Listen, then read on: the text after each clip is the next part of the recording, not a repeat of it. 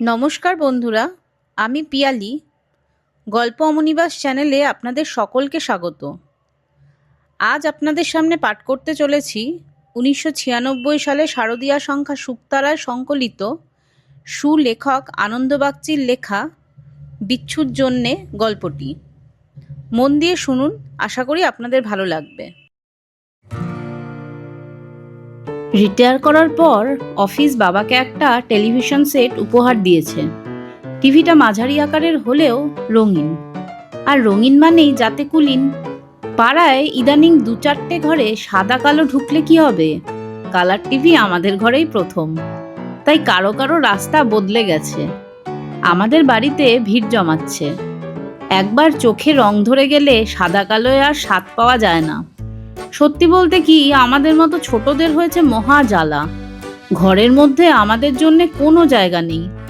দরজা জানলা দিয়ে উকি ঝুঁকি মেরে যেটুকু দেখা যায় তাতেই সন্তুষ্ট থাকতে হচ্ছে। আমি তো নিজের বাড়িতেই উদ্বাস্তু হয়ে গেছি।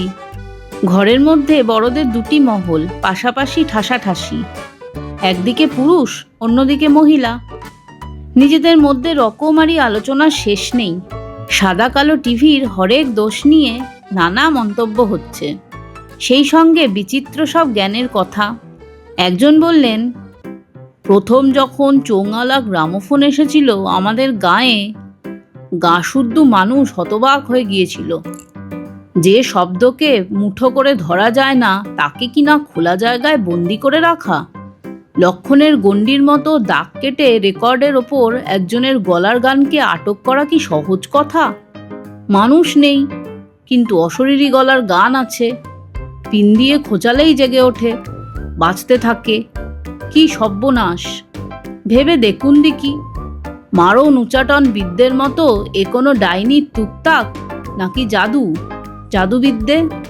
আগেকার দিনে যেমন মানুষকে মেরে জগ করে রাখা হতো ধন সম্পত্তি পাহারা দেওয়ার জন্য, তারপর ভাবুন রেডিও এলো, সে তো আরও মাথা খারাপ করে দেওয়া ব্যাপার।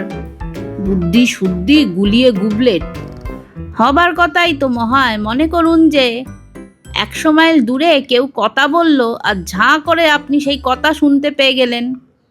শুধু কি তাই, 10 মাইল দূরের মানুষ যখন শুনল, 100 মাইল দূরে বসে আপনিও তখনই শুনলেন। জাদু কিনা বলুন, আলোর গতিতে কথা উড়ে এলো।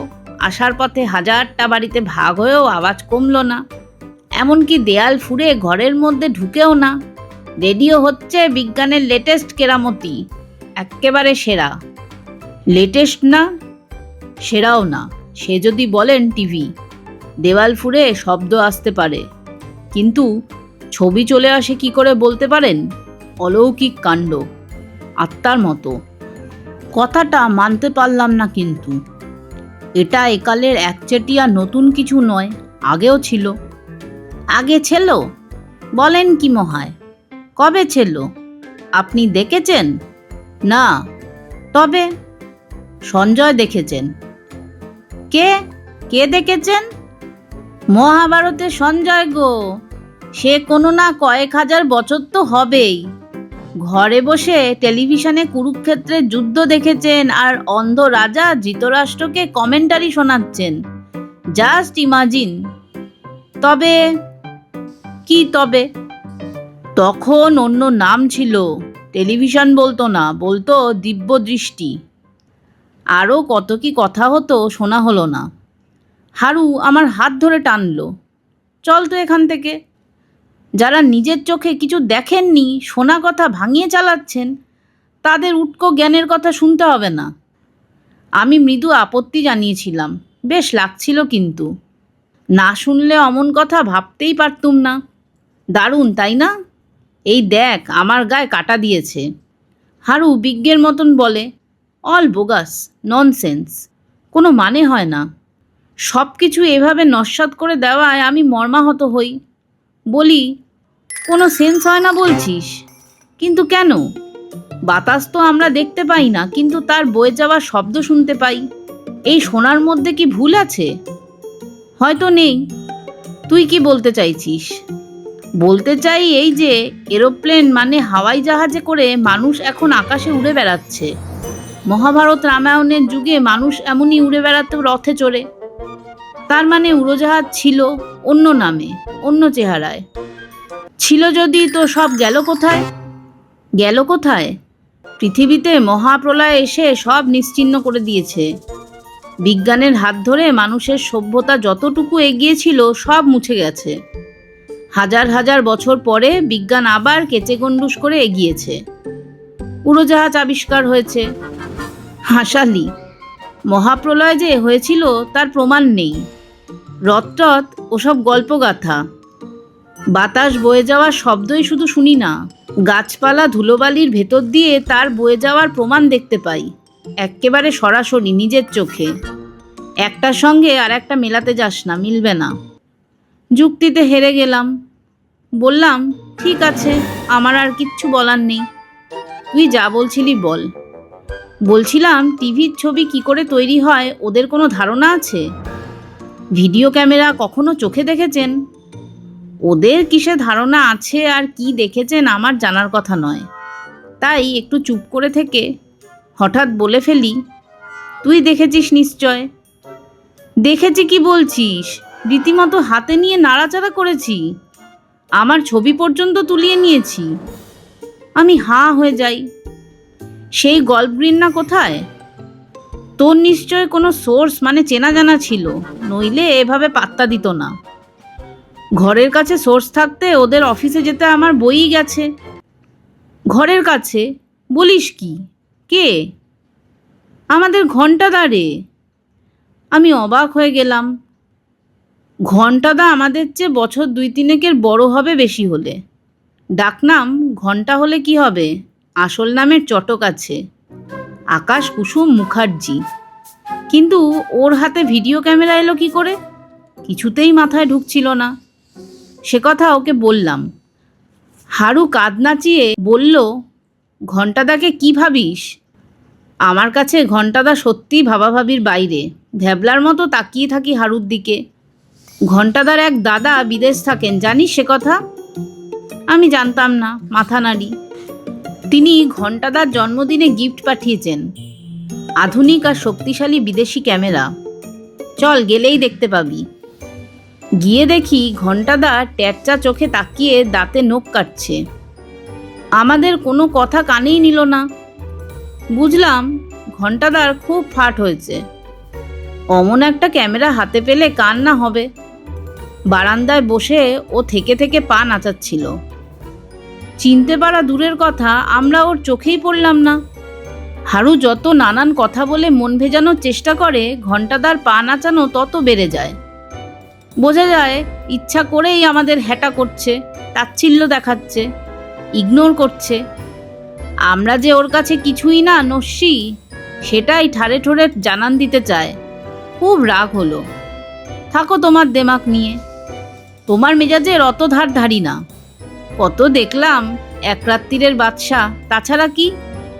ভাবতে আশ্চর্য লাগে, কদিন আগেও এই ঘণ্টা আমাদের পিছনে ঘুরঘুর করে বেড়াতো, তোয়াজ করে চলতো আমাদের। আড়ালে ঠাট্টা করে বলতাম কাজের বেলায় ঘণ্টা। হঠাৎই যেন ল্যাজ মোটা হয়ে গেছে। ভিডিও ক্যামেরা হাতে পেয়ে ধরাকে সরা জ্ঞান করছে। অনেক বড় গলা করে আমাকে ডেকে এনেছিল হারু, এনে এখন অপ্রস্তুত। রাতারাতি এরকম বদলে যাবে সে ভাবতেই পারেনি। কোনো সঙ্গত কারণও তার চোখে পড়ছে না। মরিয়া হয়ে বলল, এই যে গুরু। গুরু সম্বোধনে ঘণ্টাদা চমকে উঠল। বোধহয় অহংকারে সুরসুরি লাগলো। বলল, কে গুরু? তুমি গুরু। হারু বলল, এই অধমের দিকে একটু তাকাও গুরু, নইলে বেঘরে মারা পড়ব। ঘণ্টাদা আমাদের দুজনের দিকেই পালা করে তাকালো। কি চাস? আসল কথা বলে ফেল। তোমার কাছে নাড়া বাঁধতে চাই, এক্কেবারে লাইফ টাইম বরাবরের মতো তালিমখোর শিষ্য বানিয়ে নাও গুরু গো। ইয়ার্কি করছিস না তো? তোমার সঙ্গে? কি যে বলো। ভেবে দেখি। তুমি গুরু আর ন্যাজে খেলিও না তো। আমার ফ্রেন্ডের ऐसा ছবি করে দাও যাতে পাবলিকের তাক লেগে যায়। সেই প্ল্যানই তো ভাবছি। ছবি কি বলছিস? এক্কেবারে ক্যালেন্ডার বানিয়ে ছাড়বো। আমার ভেতরে ভেতরে অস্বস্তি হয়। ক্যালেন্ডার কথাটা বেশ গোলমেলে। অনেককে বলতে শুনেছি, মেরে একেবারে ক্যালেন্ডার বানিয়ে দেব। মানে দেয়ালে সেঁটে যাবে আর নড়াচড়ার ক্ষমতা থাকবে না। ঘণ্টাদা নিশ্চয়ই ওইভাবে কথাটা বলেনি। আসলে প্রেস্টিজ ইস্যু করতে চাইছে। ফিক্সড পিকচার, বছরভর দেয়ালে সেটে থাকবে, বার তারিখেরও ঊর্ধ্বে, পুরনো হবে না। পরের দিন সকালে ছবি তোলা হবে। কি করে আগাম চাউর হয়ে গিয়েছিল ঘণ্টাদার ছবি তোলার কথা। সকাল থেকেই স্থানীয় লোকজন, ছেলে বুড়ো ইস্তক চারপাশে ভিড় করে দাঁড়িয়েছিল।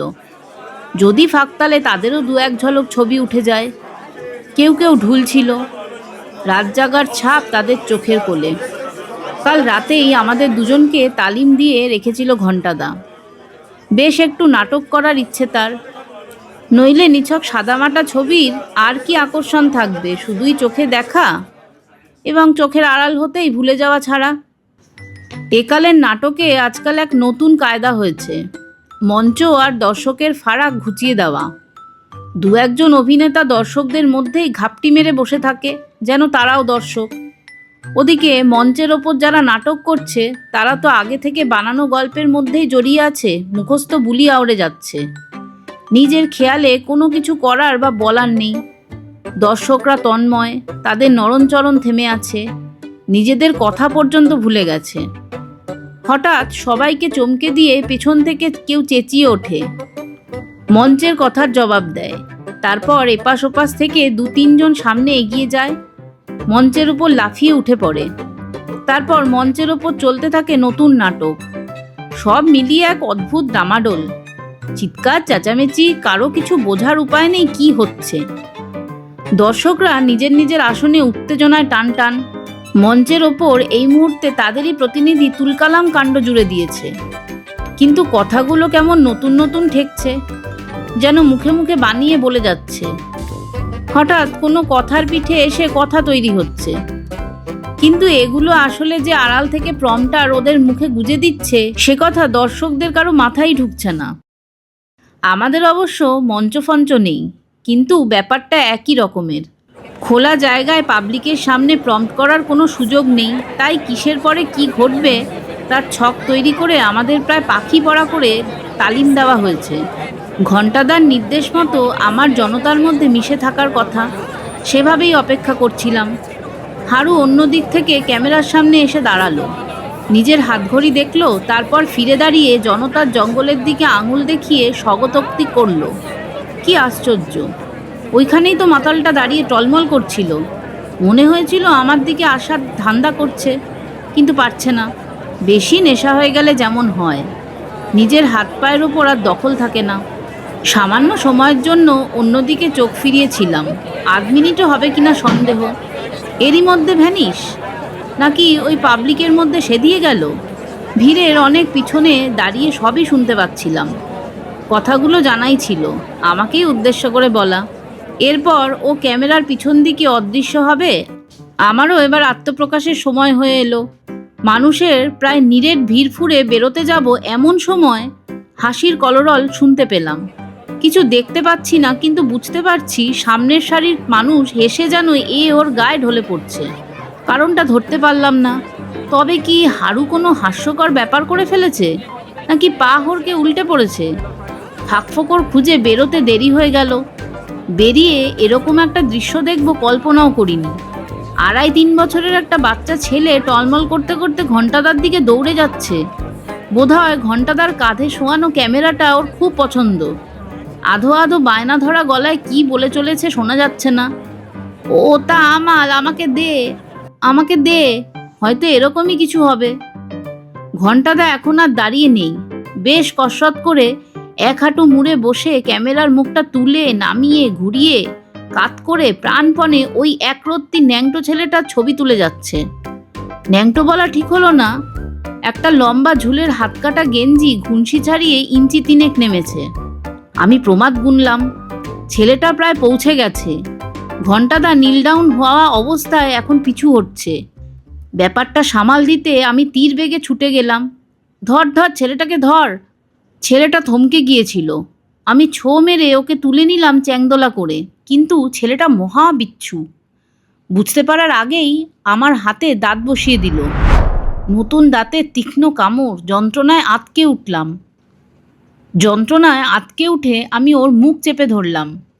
এক নজর তাকিয়ে বুঝতে পারলাম সবাই উত্তেজনায় টান টান হয়ে আমার দিকে তাকিয়ে আছে, যেন যে কোনো মুহূর্তে ফেটে পড়তে পারে। পরিস্থিতি বেশ ঘোরালো।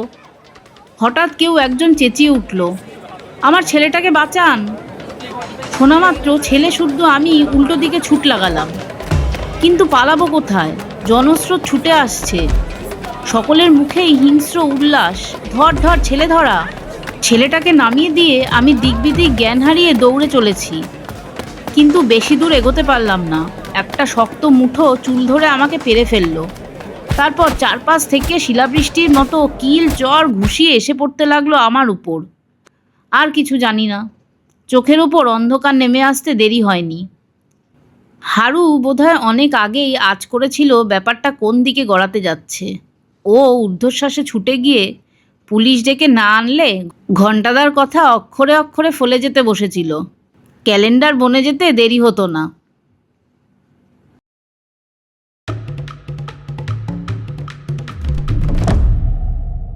কেমন লাগলো আমার আজকের উপস্থাপনা? কমেন্টের মাধ্যমে অবশ্যই জানাবেন।